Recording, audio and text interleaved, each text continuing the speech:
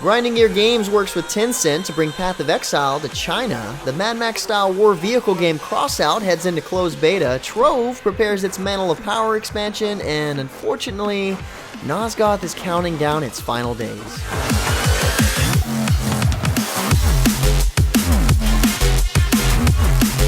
What's happening, guys? James Blonde here with MMOHuts.com with a quick weekly recap for MMO news and announcements for the week ending April 11th, 2016. Starting out the news this week is an update from WarpPortal on adding several game improvements to Metal Assault.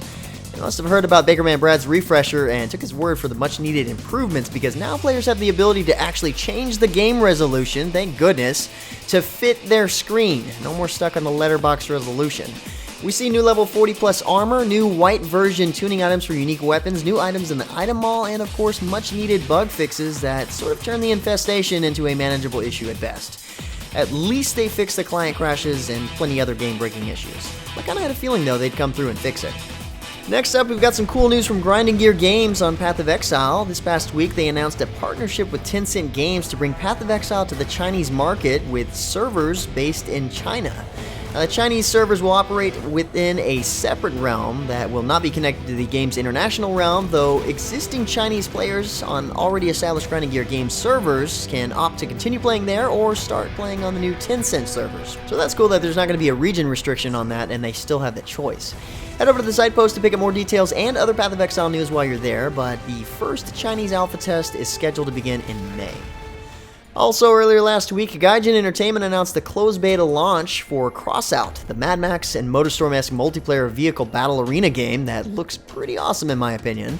Here we see the new badass trailer, the cinematic trailer that clearly indicates what to expect in the game, a post-apocalyptic wasteland full of uniquely crafted vehicles, an elaborate arsenal of weapons from chainsaws to power drills, machine guns to rocket launchers, and a huge range of gadgets like drones and stealth generators and such.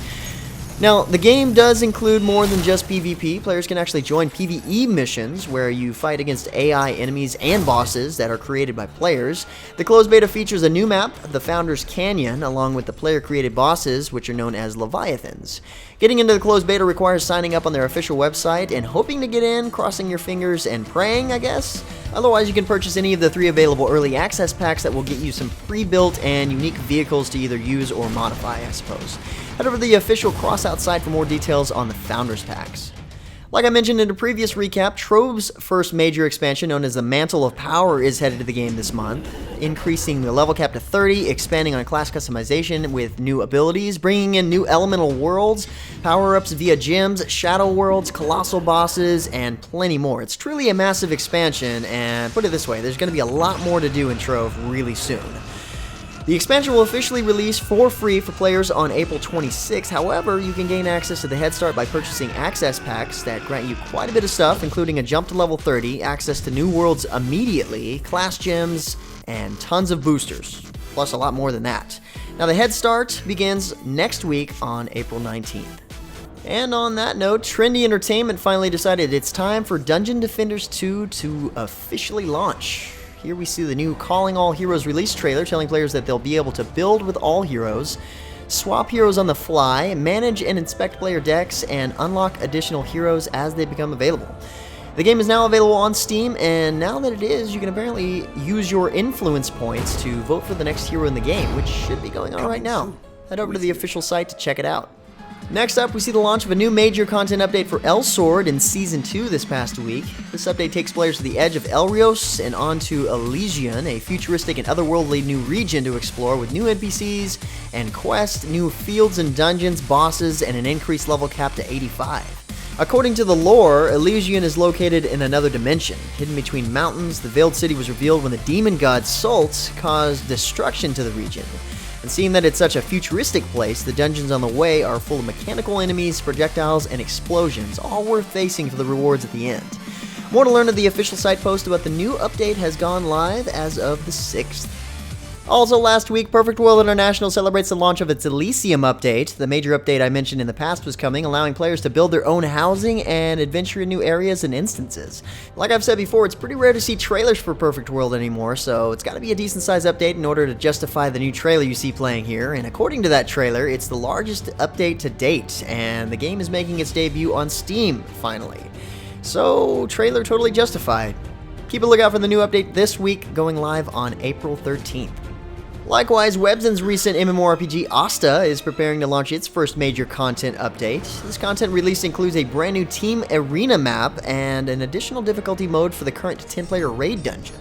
It's mainly focused on high-level players, but according to the official announcement, the game is still in open beta at this point, and they are nowhere near finished improving the game, and this content update is the first of many based on player feedback and analytical data. More details can be found at ASTA's homepage, and you can expect to see this update live on April 19th. Speaking of updates, or expansions in this case, Star Wars The Old Republic Knights of the Fallen Empire released its Visions in the Dark chapter this past week, and in this chapter, you, the Outlander, must face the immortal Emperor Valkyrion and confront the truth about your destiny. The new chapter includes a new Alliance mission, new PvP challenges, and a new Visionary Cartel market pack. Now, of course, this is an update that requires you to be a subscriber to access, along with future chapters coming out like it. Head over to the site post at MMOHuts.com to pick up plenty more details. Next up, we've got some interesting news from Inmass Entertainment. It looks like Tera is getting a new rewards system very similar to Blade & Soul's premium membership system.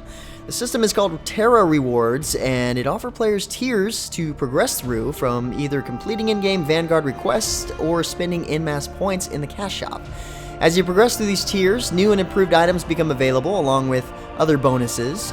As a means to test the new system out, all current Tera players will receive an initial grant of rewards and rewards credits based on a number of factors, including how many level 65 characters they have, the length of time that they've had elite status subscriptions, the amount of EMP they've spent, and whether they have a founder's account. Check out the site post to see what kind of rewards the new system offers. If it's just like Blade & Soul setup, we already know it's a good system, but hopefully it sets well with Tera players. Well, it looks like we've got a new interesting-looking post-apocalyptic MMORPG in early access as of this week called The Skies. Here, players can adventure in a huge open world interacting with the NPCs and other players freely, and the game offers a complex economy where players can not only gather and produce, but also work, manage employees, and run a business. The game started up on a Kickstarter, essentially being developed independently, and now it's headed to Steam Early Access this week on the 16th. Available to all players with a freemium pay model, set up similar to Star Wars The Old Republic, so it's free to play with a one-time buy something style system as well as a subscription model. From the trailers, it seems kind of cool, like sort of an online version of the movie The Book of Eli, which is a pretty awesome movie if you ask me. Could be a really cool game. Check out the early access details and pay models from the site post at MMOHuts.com. On a similar note, Psyop Games and Illphonic are launching a special free version of Moving Hazard, their multiplayer FPS game where players use zombies as weapons against their enemies. I actually got to check the game out at PAX South, and it seems pretty fun. Now, it's kind of hard to tell the difference, but the free trial version will provide you full multiplayer play, including access to all of the maps and game modes. It'll allow players access up to level 5 with plenty of weapons and loadouts, unlockable items, hideouts, matchmaking, and more. And if you decided to actually buy the full game in the long run, all your progression and items will transfer over to the full version of the game. Doesn't seem to be much limitation with the free version. Like I said, it's kind of hard to tell what the difference is, but Big Man Brad is going to hop into the game and bring us the details, so definitely stay tuned for that. Otherwise, you can check out the game on Steam as it's still in early access. As of now, they're uncertain as to whether or not they're going to keep the free trial version of the game when it launches later, but I guess you better try it out while it's available. Next up, we see yet another game-changing patch from Paladins, released pretty much a day or two after I decided to take another look at the game, which is my luck lately. Regardless, the new patch, Patch 20, introduces Ying, and of course, a major change to the card system. The new card system is done outside of gameplay, so instead of leveling up your cards, each rank of a card has been split into 4 individual cards representing the strength of each rank, and now has a point cost required in order to be used in a deck. Now all decks must have 5 cards but have a maximum point value of 12. This is designed to give you more card-based customization with built-in balancing mechanics because of the restrictions on the point system. With the point system in the deck builder, you can mix and match cards and allocate points where you feel your build is the strongest while keeping it restricted by the number of points. There are a couple of changes in this update other than that, one being the respawn beacon being removed and turned into an active card, which is something that's coming in a later patch after that system has been polished up a little bit more.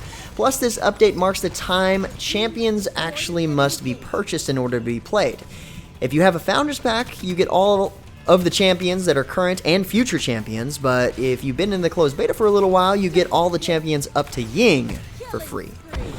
Check out the official patch notes for all the details. Plus, I plan on live streaming Paladins later on this week, and it should be rehosted by Hi-Rez for the YouTuber competition. So if you're looking to pick up a beta key, you'll want to hang out there. So keep an eye out on Friday or Saturday for my live stream announcement video. But speaking of giveaways, and high-res for that matter, we just put up a giveaway for the latest goddess in Smite, Ying Wei. So check out the link to the giveaway in the description below to pick up a key. And we've got a bit of sad news next. As of yesterday, April 11th, a post on the main blog site for Nosgoth has officially confirmed that the game is ceasing development and shutting down its servers on May 31st. Man, this really sucks. I enjoy this game quite a bit. I'm really sad to see it go. There's not really a statement as to why the game is closing, but I suppose it wasn't popular enough for the development team to stay funded, and after all, the game never officially launched. It's still in open beta.